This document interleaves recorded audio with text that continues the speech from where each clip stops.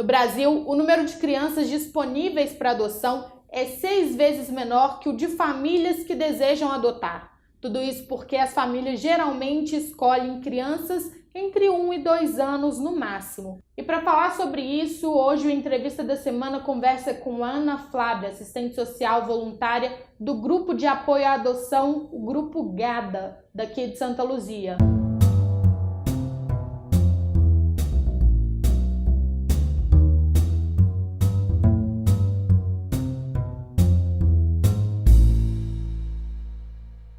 Ana, muito obrigada por aceitar o convite do Observatório Luziense. Nós vemos uma realidade hoje no Brasil e eu acho que no mundo também, de que as famílias que desejam adotar crianças recém-nascidas com até 2 anos, geralmente meninas e meninas brancas também. Por que você acha que isso acontece hoje? Primeiro vamos esclarecer isso aí, né? Porque a mídia ela sempre passa isso, que a culpa das crianças estarem no abrigo são dos pretendentes, Sim. Que querem crianças menores, que não aceitam grupo de irmãos, mas essa não é a realidade que a gente convive nos grupos de apoio à adoção. Uhum. Esse perfil do brasileiro cada vez mais vem ampliando, muito devido ao trabalho dos grupos de adoção pelo Brasil, né? Na mudança dessa cultura que a gente chama a nova cultura de adoção. Sim. Mas a mídia esquece de dizer da omissão do Estado. O Estado deixa essa criança crescer no abrigo, né? Então, assim, a gente não tem um caso, não. A gente tem, vamos dizer, centenas, se não milhares de casos para contar, de crianças que foram crescendo dentro dos abrigos. E aí, quando essa criança está maior, eles colocam a criança para adoção, né? Então, eu posso dizer de uma menina que foi abrigada aos 2 anos de idade e foi para a campanha do Adote um Campeão com 15 anos, né? Então a gente muito tem que tempo, né? Por que só com 15 anos que essa criança foi colocada para adoção, né? Aí fica muito mais difícil. Mas também você tem que... Só que a omissão também não é só da justiça, é uma omissão mesmo da sociedade, do Estado como um todo. Por quê? Quando uma criança é abrigada, a gente precisa imediatamente do poder executivo, que é a prefeitura, vamos dizer, da equipe da prefeitura, para trabalhar em cima dessa família, para tentar reinserir essa criança na sua família de origem. E aí isso não acontece. Aí vai esperar chegar o processo no juiz, e isso demora o processo chegar no juiz, para o juiz ordenar a prefeitura fazer. Aí às vezes já passou 6 meses, 8 meses que essa criança está abrigada, sem ter um trabalho efetivo, um esforço efetivo, né? E assim vai indo. O poder legislativo também acaba sendo omisso, né? Então e a sociedade nem sabe que essas crianças existem, né? Muitas vezes ninguém nem percebe que são mais de 80 mil crianças abrigadas. Nesse sentido, como que funciona o Cadastro Nacional de Adoção? O Cadastro Nacional de Adoção é outra ferramenta que veio como um avanço, mas ela tem uma série de problemas que não cruzam os dados. A gente tem isso também na prática da dificuldade do cadastro de adoção, né? O cadastro de adoção, a princípio, é um instrumento para ter todas as pessoas habilitadas e todas as crianças disponíveis para adoção e poder fazer esse cruzamento. Mas esse cadastro ele tem uma série de dificuldades e não funciona bem assim. Tanto é que hoje é muito comum a busca ativa. O que é a busca ativa? Ter uma criança disponível numa cidade que não tem pretendentes naquela cidade para aquela criança. Então, a Vara da Infância pede ajuda aos grupos de apoio à adoção para encontrar de outras cidades? Para encontrar casais que tenham aquele perfil, ou um perfil próximo, né? Então, e hoje com as ferramentas de WhatsApp, rede social, isso facilita muito. Sim. Então, a gente hoje tem um grupo que reúne todos os grupos do Brasil, que a gente coloca crianças disponíveis, né, fora dessa faixa comum dos pretendentes, para buscar famílias para ela. Como que a adoção ela funciona? O que as pessoas que pretendem adotar têm que fazer? O que elas têm que buscar para entrar nesse processo, Ana? A primeira coisa é a preparação, né? Isso a gente fala para adoção, mas isso vale para a maternidade biológica também, né? porque o que vale mais na adoção é o desejo de serem pais, né? De ser mãe ou de ser pai.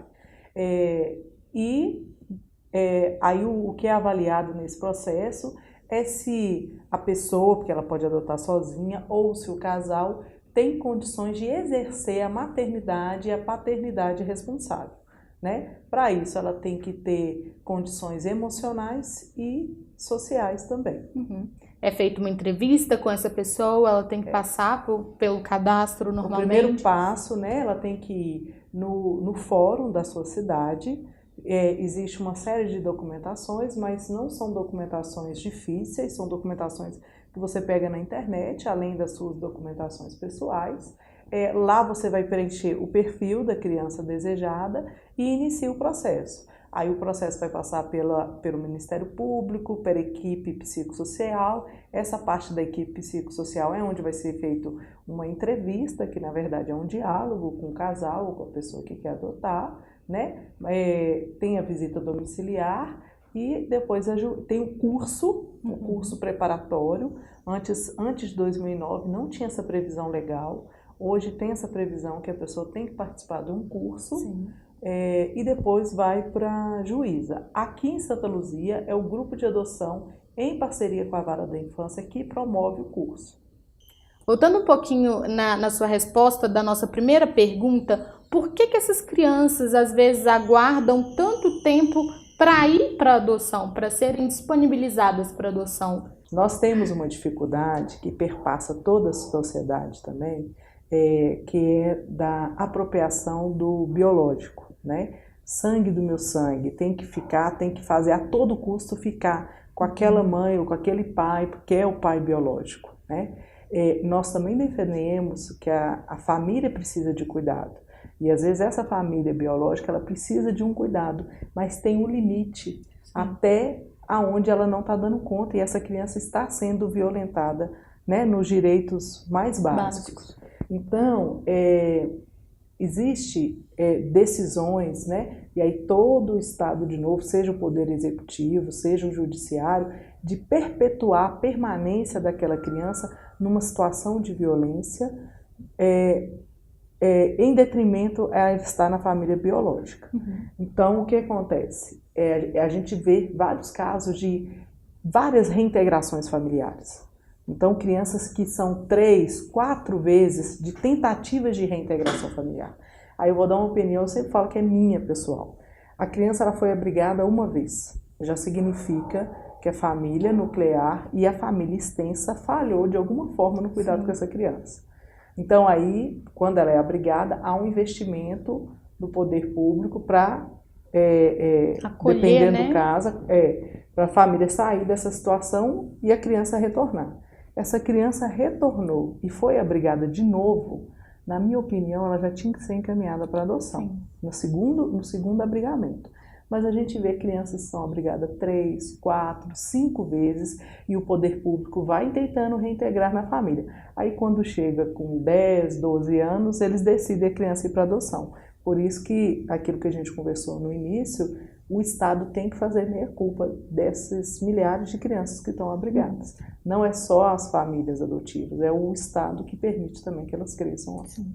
Ana, nós vamos falar daqui a pouquinho no próximo bloco sobre como que é trabalhado o psicológico dessas famílias. Antes a gente vai fazer um intervalo e daqui a pouquinho a gente volta para saber mais sobre o GADA, Grupo de Apoio à Adoção daqui de Santa Luzia, com a Ana Flávia. Muito obrigada, continue com a gente. Como anda o site da sua empresa? Ele funciona? Site é coisa séria. Deixe nossa equipe te ajudar. Nossas soluções são totalmente customizadas. Pode ser um sistema, um site, um app. Nós conseguimos te atender. Entre em contato. DC Soluções, sites e sistemas inteligentes. Clínica Animalia, eleita por 3 vezes a melhor clínica veterinária de Santa Luzia. A única com pronto atendimento 24 horas para seu pet. Excelente estrutura de banho e tosa para deixar seu filhote sempre lindo e cheiroso. toda a linha e cuidados com pets, medicamentos e brinquedinhos. Entre em contato. Fone 3642-2906. Rua Direita, número 253, Centro Histórico. Cuidar dos animais. Nossa missão com dedicação, profissionalismo e amor. Voltando então para o nosso segundo bloco, a gente fez um breve intervalo comercial e agora a gente volta com a Ana Flávia, do Grupo de Apoio à Adoção daqui de Santa Luzia. Ana, falando um pouquinho agora sobre como que é trabalhado o psicológico dessas crianças, que geralmente você mencionou que às vezes são abrigadas até 3 vezes. Como que vocês lidam com essas crianças, que o Estado lida com essas crianças? Infelizmente, a gente não tem uma importância do Estado sobre essas crianças e essas famílias, né? Então, essas crianças vão para a instituição de acolhimento e a instituição de acolhimento passa a ser a guardiã dessas crianças. Só de uma criança ir para uma instituição de acolhimento, olha como que é paradoxal, né? Você tira ela do seio familiar dela por uma medida de proteção, coloca numa instituição de acolhimento, que é outra violência, porque a criança perde muito da sua individualidade, né? É muito importante que essa instituição de acolhimento esteja preparada para acolher essa criança e dar um acompanhamento psicológico, mas também não é a realidade no Brasil, né? Por isso que hoje também eles preconizam a família acolhedora. Sim. O que é a família acolhedora? Ao invés da criança ir para uma instituição de acolhimento, ela vai para uma família acolhedora. Só que a família acolhedora depende de lei, né? Aqui em Santa Luzia é o sonho do GADA. Nós já tivemos reunião com o Legislativo, o Judiciário, mas é uma coisa que prescinde de verba e um bom investimento. Aí a gente esbarra nessas questões. Seriam os chamados lares temporários? Mas os lares temporários são as instituições de acolhimento. A família acolhedora, ela é diferente. Voltando para a questão da criança psicológica que você colocou, ela sofre vários danos. Danos, inclusive cognitivos. Ela perde, tem estudos que mostram o quanto que a criança perde nesse período que ela fica institucionalizada. Né? Porque a criança perde sua individualidade. Sim. Você pensa, uma casa com 12 crianças, um cuidador de dia, outro cuidador de noite, no outro dia é outro cuidador e no outro. Ela não tem uma referência, né? Então a criança, ela não é um ser único dentro daquele lugar, ela é mais uma, né? Já melhorou muito, porque antes eram as FEBEMs, eram instituições com 300 crianças, então a gente já teve um avanço. Mas a instituição de acolhimento ainda viola esse direito da criança. Mas mesmo assim, ela é necessária. Como um avanço, veio a família acolhedora. A família acolhedora é o quê? Uma família que se cadastra, aí passa por toda a avaliação também, emocional e tal, para receber essa criança de forma temporária. Sim. Então, essa criança, ao invés dela ir para uma instituição de acolhimento, ela vai para uma família acolhedora. Né? Mas para haver família acolhedora tem que haver muito investimento também do Poder Executivo, em especial, do Legislativo e do Judiciário, para fazer dar certo. Aqui em Santa Luzia, o sonho do GADA hoje é implementar a família acolhedora. Sim. E a criança, quando a gente conversa com famílias que adotaram crianças que vieram de instituição de acolhimento e de família acolhedora, é totalmente outra questão. Porque essa criança que veio da família acolhedora, ela já se sentia amada, ela já se sentia um ser especial ali dentro, né? E ela tem um desenvolvimento mais adequado, Sim. mais normal para uma criança. Já de instituição de acolhimento, ela vem com muito mais trauma, né? Não só de ter sofrido o próprio abrigamento, quanto ter vivido dentro de uma instituição. Ana, conta pra gente que está em casa, que está nos assistindo agora, o que é o GADA, como que o GADA trabalha, como que vocês desenvolvem o trabalho de vocês? O Grupo de Apoio à Adoção, o GADA, ele é formado por famílias adotivas e profissionais afins que defendem que toda criança e adolescente tem uma família para viver, né? O GADA é apenas um grupo de adoção. No Brasil existe mais de 160 grupos de adoção. Nós temos hoje a Associação Nacional de Grupos de Adoção, que é a ANGAAD. Anualmente esses grupos de adoção se encontram. O próximo encontro vai ser em Blumenau esse ano, né? Ano passado foi... Eu esqueci onde foi. Pode pensar. Peraí, onde foi, gente? Eu fui ainda. Cuiabá? Não. Agora eu esqueci. Eu vou só... Pensa na viagem boa que você fez. Pra onde que foi? Ah, Bonito! Ó, pra você. Aí, tá vendo? No ano passado foi em Bonito e já foi aqui em Belo Horizonte, né? E tem também os encontros estaduais, que também são anuais. Esse ano vai ser em Belo Horizonte, já sediamos, Santa Luzia já sediou um encontro estadual. Esses encontros são importantes porque são momentos que a gente chama o Poder Executivo, chama o Legislativo, o Judiciário e nós, enquanto sociedade, para conversar sobre essa situação das crianças e ver os avanços necessários, né? Porque, obviamente, as pessoas, a gente tem muitos profissionais vocacionados querendo mudar essa realidade, mas é uma questão do sistema de priorização. As instituições de acolhimento são pouco remuneradas, o judiciário é superlotado, as varas têm muita demanda de processo, né? Então, uma sobrecarga de trabalho. Então, a gente tem N problemas que dificultam o desenvolvimento desse trabalho. E os grupos de adoção, eles funcionam, eu brinco eu falo que é o pré-natal da pessoa que está na fila, né? Porque nós temos reuniões mensais, nessas reuniões vão outras famílias adotivas compartilhar a sua experiência. E aí uma família vai aprendendo com a outra. Esse tempo de espera da família adotiva, ele tem que ser produtivo. A pessoa tem que usar ele para se preparar, fazer muita leitura, ir nas reuniões dos grupos de apoio, conhecer outras famílias adotivas, outras histórias, porque quando o seu filho chegar, vai ter uma série de dificuldades e aí ele vai saber que ele não está sozinho, né? E que isso é comum de acontecer também. Ok, eu quero puxar mais um assunto, daqui a pouquinho a gente volta, a gente vai para um breve intervalo comercial, daqui a pouquinho a gente volta falando das dificuldades que as famílias encontram na hora da adoção e qual que é o sentimento na hora da adoção. Continue com a gente, daqui a pouco a gente volta. Como anda o site da sua empresa? Ele funciona? Site é coisa séria. Deixe nossa equipe te ajudar. Nossas soluções são totalmente customizadas. Pode ser um sistema, um site, um app. Nós conseguimos te atender. Entre em contato. DC Soluções, sites e sistemas inteligentes. Clínica Animalia, eleita por 3 vezes a melhor clínica veterinária de Santa Luzia. A única com pronto atendimento 24 horas para seu pet. Excelente estrutura de banho e tosa para deixar seu filhote sempre lindo e cheiroso. Toda a linha e cuidados com pets, medicamentos e brinquedinhos. Entre em contato.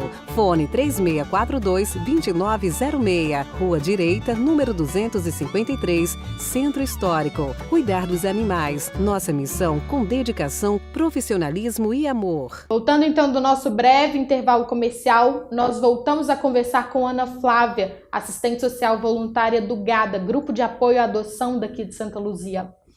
Ana, voltando a falar um pouquinho sobre mitos da adoção, muita gente tem medo de adotar porque pensa que a criança vai ter um histórico familiar, um histórico de vida que ela não vai dar conta, principalmente da adoção tardia. O que você acha disso? Na nossa vivência, né, primeiro que a adoção tardia, realmente o casal tem que estar preparado, porque a criança vem com várias feridas de alma, né? E esse casal precisa estar preparado para enfrentar essas feridas e curar essas feridas da criança ou do adolescente. Agora, acreditar que essa criança, por ela ter tido um pai que era usuário de droga, ela vai virar um usuário de droga mais tarde, um pai que era bandido, que ela vai virar bandido mais tarde, isso é um mito, né? Porque caráter a gente aprende, a gente não herda. Então a gente acredita no amor e o que você plantar com seu filho, você vai colher, né? Existe uma questão que os pais também confundem muito a adoção com caridade. A pessoa que tiver estimulada a adotar com caridade, a gente já diz que não vai dar certo, né? Porque filho não é caridade, né? E lembrando que filho dá trabalho também. Quem não quer ter filho, quem não quer ter trabalho, não tenha filho, né? Porque é só a gente olhar para a gente com nossos pais, né? Somos adultos e costumamos continuar dando trabalho. E a gente deu muito trabalho. Deu e às vezes continua dando, né? Preocupação. Sim. Então, assim, a gente acredita na educação e no amor como uma forma de criar, desenvolver um ser humano saudável, né? Não é a questão do passado familiar, né? E esse passado familiar, muitas vezes ele é um fantasma para os pais adotivos, não pode ser também. Isso tem que ser muito conversado com a criança, tem que ser aceitado, a criança vai ter curiosidade, é normal, né? Por isso que participar dos grupos de apoio à adoção é importante, porque nessas reuniões o casal, né, a família vai aprendendo a como lidar com essas questões que vão surgir na vivência adotiva. O Garda trabalha hoje com quantas crianças? Nós, na verdade, a gente não trabalha direto com as crianças Sim. institucionalizadas, né? A gente trabalha muito mais com os pretendentes do que com as crianças. Eventualmente a gente faz eventos nas instituições de acolhimento, mas eles são mais pontuais. O nosso trabalho maior são com os pretendentes à adoção, com pessoas que estão aguardando esse filho e também com a sociedade em geral. A gente fala que veste a camisa da adoção para conversar sobre isso, né? A adoção era escondida, né? Era comum você ter um filho adotivo e esconder dele e da sociedade toda. A gente acha que não, que a gente tem que conversar. A adoção é uma coisa tão bonita, por que você vai esconder? Então a gente veste a camisa da adoção para abrir esse diálogo. E hoje a gente tem um grupo de jovens que fazem muito isso, que é o Gada Jovem. O que é o Gada Jovem? Nós somos voluntários, né? E a gente começou com pouco número de voluntários. E a gente tinha eventos para fazer, a gente levava os filhos da gente, os sobrinhos, os amigos. Só que isso virou uma força jovem enorme hoje, que é referência no Brasil, né? A ANGAAD tem o Gada Jovem de Santa Luzia como referência, porque são jovens entre 12 a 20 e poucos anos que fazem trabalho voluntário, tanto nos auxiliam nos nossos trabalhos, que a gente já tem, quanto tem os projetos próprios deles. Hoje eles estão indo em escolas de Santa Luzia, privadas e públicas, falar da atitude adotiva, né? Que é a solidariedade, né? A importância da gente ter a atitude adotiva com o mundo. Então esse é o trabalho, eu ia trazer hoje um representante do Gada Jovem, mas eles estão na escola Dona Quita, fazendo esse trabalho hoje. Ok, Ana. Mais uma vez, muito obrigada por aceitar o convite do Observatório Luziense. É muito legal e importante a gente mostrar, desmistificar mitos e mostrar isso para o mundo. Como entrar em contato com o Gada de Santa Luzia? O Gada tem o Facebook, Adoção Gada, você localiza, e no WhatsApp, 98881-1330. Ok, então é isso. Se você quiser entrar em contato com o Gada, entre em contato através desse número e através do Facebook também. E se você quiser conferir mais entrevistas como essa, é só acessar as nossas redes sociais, se inscrever no nosso canal no YouTube e no Facebook também. Muito obrigada!